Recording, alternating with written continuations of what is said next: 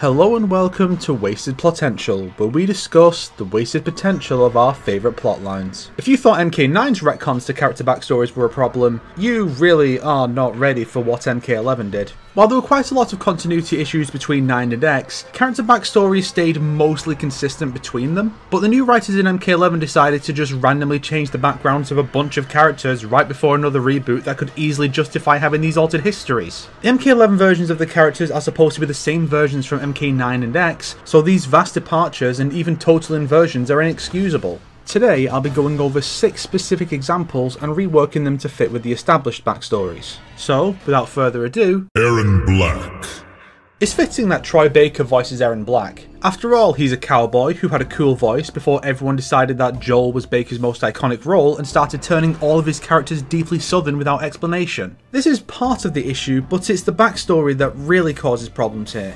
In MKX, Erron Black was an actual cowboy from 150 years ago, given longevity by Shang Tsung in return for his service as an Outworld assassin. In MK11, there is no mention of his longevity, nor his ties to Shang Tsung, to the point that the two don't even know each other in their intros. Instead, he's just some arsehole from Texas who joined the Black Dragon and went to Outworld with Kano to seek adventure. I didn't realise Erron could become less interesting, but that's MK11 in a nutshell, taking things that are bad or boring and somehow making them worse. Erron is now much more flirtatious and quippy, has a much lighter tone of voice and intense southern drawl, and has a long-standing affiliation with Kano that was never once mentioned in the previous game, to the point that Kano tries to recruit him in one intro, and says Erron could never be Black Dragon in the comic written by one of this game's co-writers. I mean, compare the wording to him trying to get Kabal to come back in MK9. The Black Dragon ain't the same without you, mate.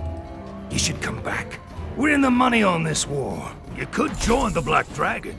I can barely stand one of you. It's quite explicit. This is the theme you see. New backstories that are totally incompatible with the originals, to the point of coming off like totally different characters. And then I come in and prove it by making entirely new characters out of these new backstories. Having heard stories about the legendary outlaw Erron Black, Kano wants to recruit him into the Black Dragon upon meeting him in Outworld during the MKX comic, but his loyalty lies with Kotal Khan currently, and he views the Black Dragon as beneath him. Not only that, but he has killed Cobra of the Black Dragon by then. Killed one. Cobra, I think. Later, Kano hears rumours of Erron making waves in Earthrealm's underworld and goes to kill him, but finds a completely different man using the name. Erron has longevity and is at least 170 years old. Before he found himself in Outworld, we'll say he had a wife and son. After his father disappeared, his son took up his father's name and continued his legend, as did his son, and finally, his son, who will name Salazar as a nod to Erron's original development name. You could go a step further and make the descendant female, as Erron himself was originally going to be, but we'll stick with Salazar Black for the sake of simplicity. Erron's great-great-grandson is the current Erron Black of Earthrealm. His accent remains much closer to his home state than the original Erron's, whose accent has changed in the many years he spent in Outworld. Kano recruits Salazar into his clan and brings him with him to Outworld with the promise of meeting his idol when he gets there. Upon meeting him though, Salazar is disgusted by his ancestor for not being the defiant outlaw the legends reported him to be, but instead basically a lawman to some blue-painted freak. Erron, likewise, is none too pleased with his descendants' antics and allegiance, and seeks to whip him into shape. Salazar also has a run-in with Kung Lao, who is similarly defined by the legacy and reputation of the ancestor whose name he shares. The difference though is that Salazar chose to continue his ancestor's legacy, while Lao had it forced upon him, offering an interesting dynamic between the two. This can also apply with Sub-Zero. This leads to Erron's ending, where their encounter has reawoken Erron's rebellious nature, concluding that his descendant did have something of a point. As such, he teams up with Salazar to take down Kronika, and Erron uses the hourglass to change the timeline so that his longevity applied to his entire line, present and future, granting his descendants the same immortality. Each new son expands the ranks of the infamous Black Syndicate, which continues to cause trouble for law enforcement in all the realms to this day, eliminating any rival criminal organisation that gets in their way. Scarlet. Scarlet, when she debuted in MK9, was a creation of the Flesh Pits, much like Melina and Meat. She was intended to be a secret weapon Shao Kahn employed for very specific missions. Her current mission was to spy on Quan Chi, whom Kahn did not trust. From there, she showed up in the MKX comic as part of Reiko and Havoc's schemes, making an enemy of Melina who, as I've discussed in the past, really should have been quite close with Scarlet, but that's besides the point. MK11 decided that being another homunculus wasn't good enough. Now she's a street urchin Shao Kahn noticed and decided to teach blood magic to. Fucking why? Why would Kahn notice her? She's not Prince Dastan impressing the monarch with her nobility. She is a filthy urchin who is unto an insect to Kahn. But even if he did take note of her, why would he want to teach her blood magic? And if he knows how to use blood magic, why doesn't he teach Melina or even use it himself? It might allow him to win a fucking fight every now and then. Even her knowing blood magic is a retcon because the comic had her wanting to learn it from Havoc over a decade after Kahn died. And then the comic writer co-wrote MK11. I don't get it either. And what makes it worse is that this is one of those retcons that doesn't serve a purpose. At least the changes to Kabal, Sindel and Eren impact their roles in MK11's story. They had purpose, as dumb as that purpose may definitely be. But Scarlet's story would be exactly the same shy of a few lines of dialogue if her old origin was kept. It's like how 11 decided that the Cryomancers are from Edenia now. While that could have been taken in some interesting new direction, the writers went no further than stating this is the case. It's retconning without purpose, and that's the worst kind of retcon. And they aren't even consistent with it. Shao Kahn was desperate when he made you. Given that present Scarlet is totally absent from MK11 and Kotal suggests she died, possibly after Melina blew her legs off in the comic, we'll go with that. She died during or after the comics, either from her wounds or from being hunted down by Melina or Kotal's forces and executed. However, we'll say that, as an artificial life, her soul does not pass on. It remains wandering in Outworld. Eventually, Scarlet comes across an urchin girl of around 13, whom we'll name Ruby. Scarlet can sense the child's potential for blood magic and guides her in learning by leading her to some depository of knowledge. The child becomes highly proficient over the next 7 or so years until MK11. Ruby, now around 19 or 20 and a master blood mage, then becomes possessed by Scarlet's spirit. She either takes the body for her own, like Flemeth from Dragon Age, or controls her blood to manipulate her body like a marionette, or influence her brain, like Magneto in that one Avengers comic that got really awkward a few years later. Eric, no, she's your daughter, and you knew the whole time! This even goes some way to explain her radically different look in 11. Past Scarlet keeps her classic red hair, while the urchin has raven hair, given blood highlights once she becomes Scarlet's vessel / puppet. But the girl's mind isn't completely gone. Some parts of her old self remain, such as her feelings of anxiety over exposing her body. This, coupled with the fact that this normal human doesn't absorb the blood of her enemies through her skin to gain power like the blood homunculus Scarlet did, justifies her being generally less exposed this time. Her ending, or the story mode, either sees past Scarlet draining Ruby to a husk, shockingly not an existing fatality for her, and using her newfound power to avert her fate, or the girl breaking free and absorbing past Scarlet into herself and using this power to achieve her dreams, be they noble or spiteful. Nightwolf. Nightwolf was one of the few characters who didn't undergo any noteworthy retcons between timelines. He was always the guardian of his tribe's lands and a powerful shaman. MK11 establishes Nightwolf as a mantle passed down from guardian to guardian. This is fine. What is not fine, however, is Nightwolf's bio claiming he was asked by Kano to steal artifacts from his own tribe, but refused to do so after thinking unselfishly for once, whereupon Kano murdered him and he was chosen to become the Nightwolf. This is not a catastrophic alteration of the character by any means, but like with Jade and Kotal, it makes previous installments strange when Nightwolf and Kano were both on the island and Nightwolf fought alongside former Black Dragon Kabal, but never once brought this up. Not even to let Kabal know he forgives his past affiliation with Kano and accepts his desire for redemption as genuine, having begun his own quest for redemption after his past temptations. Actually, that's pretty good, but not the direction I was going to propose. Instead, I propose that they simply introduce a new Nightwolf along with bringing back the original. It would certainly be a better use of your face and voice budget than a Dimitri fucking Vegas skin. Introduce a younger member of the tribe, roughly Kung Jin's age, with a similar idolization of his predecessor before his death, and a more extreme disenfranchisement thereafter. Kano, having learned of Nightwolf's tribe during the invasion, seizes this chance to steal from the Matoka now that their guardian is dead. He attempts to get this rebellious youth to steal from his tribe, which he almost does, leading to his moral awakening, death, and selection as the new Nightwolf.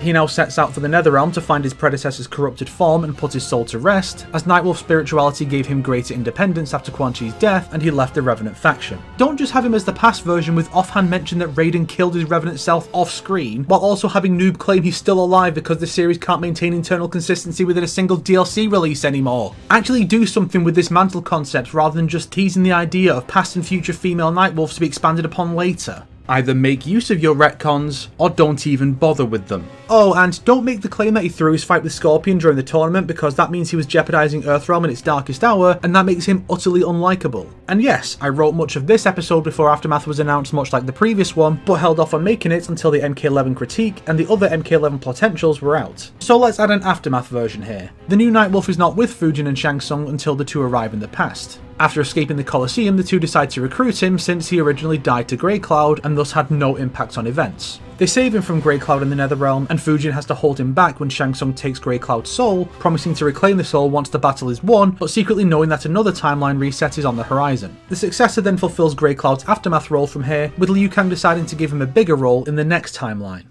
Jade, Kotal Khan. The Jade and Kotal relationship retcon doesn't strictly contradict anything like Sindel, Scarlet, Kabal or Aaron's, but it raises about as many questions as they do.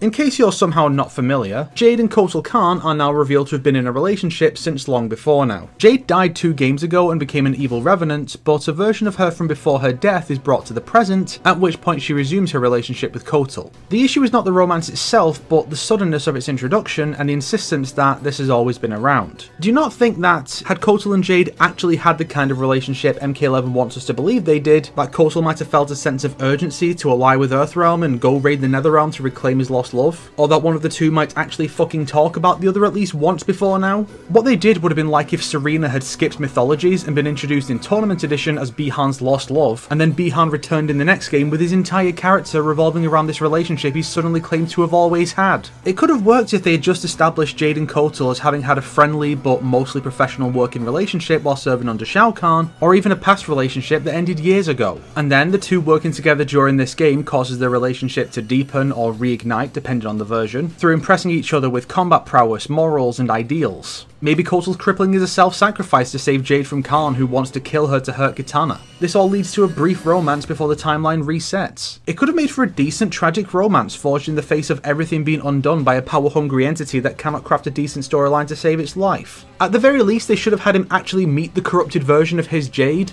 That would have fucking helped. For more on how effective that scene could be, see the episode on mirror matches. Sindel.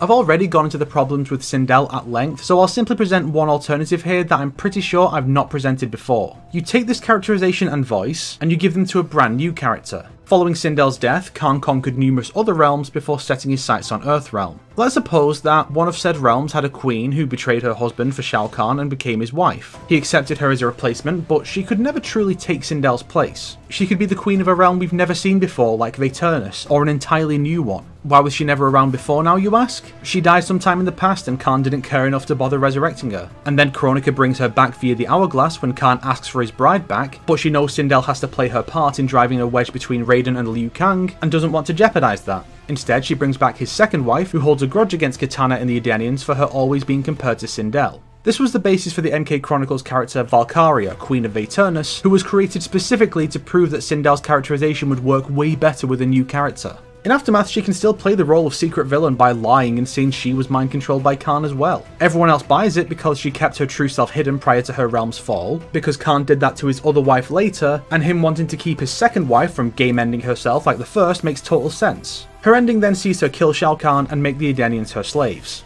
You really can't tell me this isn't just better than randomly retconning the Royal Redeemer into a parasitic, opportunistic whore. And now for the other big one. Kabal. When he debuted in MK3, Kabal was a former member of the Black Dragon that had left the group, gotten horrifically burnt, and become a vigilante. In MK9, this was tweaked so that he had left the clan, become a police officer and Striker's partner, and been burnt by Kintaro, who was obviously not the source of his original burns due to time shenanigans. This was a great way to deepen his characterization, and I believe his friendship with Striker helps boost both in popularity. MK11 says he was a crooked cop that was bought off by Kano. You're as vile as your revenant. Tried a face turn. Didn't take. Yeah, no, go fuck yourself, writers. This goes beyond a lack of understanding of the character. This is intentional inversion. And why? To justify his past self from around MK2 still being with the Black Dragon? His existing flip-flopping between good and evil in the Midway games? There are tons of ways to make that work. Kano already lies to him about his future burns coming from Sonya, which is about the only decent goddamn thing they did with the guy in this story. Let it be that Kabal was pursuing Kano when he came back to Earthrealm for more guns, and then future Kano tricked him once they were pulled through time. The two were clearly friends once, so him believing him, even after leaving the group, makes some sense. The Black Dragon ain't the same without you, mate. Alternatively, we could combine MK9 and 11's ideas to make something more complex. Go all the way back. Kabal leaves the Black Dragon prior to MK1. He turns himself in and wants to make amends. After ratting out his former comrades, Kabal is given a shorter sentence, or he adopts a new identity, leading into his training in the police academy. Kabal is assigned as Striker's partner. Kano then tries to talk Kabal into coming back and selling out the pigs. Kabal discusses it with Stryker and a plan is concocted. Kabal will act as a double agent, providing intel to the police while also providing certain police secrets and assets to Kano. Kabal's cover is eventually blown and he flees the Black Dragon, where he is horrifically burnt. Given his connection to fire and his absence in the MKX comic where all of his peers come back, we could say that in the original timeline, it was No Face who burnt him, getting himself shot dead by Stryker for his troubles. Kabal is then patched up, maybe by whoever set up Jax's arms. This might make Kano still trying to get him to come back during MK9 seem a tad unlikely, but maybe Kano just really likes Kabal and wants him back. Plus, it's certainly a hell of a lot more consistent than the drivel MK11 came out with. As for the time displaced version, he's not had his cover blown yet, and so he continues to assist Kano until Sonya's chapter, where he helps bust Sonya and Johnny out once Cassie arrives. Maybe he's secretly been acting as a mole inside the Black Dragon, setting up a plan with Johnny or Cassie during the raid on the SF base and helping them locate the Fight Club. He can then have a cutscene fight with his Revenant during the final battle, where the Revenant is leading Kronika's forces outside the keep, instead of having him go down to the Briggses or Fujin and drop off the face of the earth. And with that, all of the pre-Aftermath MK11 episodes are complete. There's still the odd topic to discuss before MK11 is completely over though, so I hope you'll look forward to those, as well as the inevitable episodes inspired by Mortal 1 Kombat, which I've not actually said much negative about so far, but you know what NetherRealm stands are like when it comes to being ignorant little buttholes. If you liked this video, why not subscribe and support me on Patreon like these fine people here? If not, then make sure to share it with your enemies so they can suffer along with you. Today's recommended video is What Should Be Done with Retconned Sindel by Legion Beast, because it's exactly right.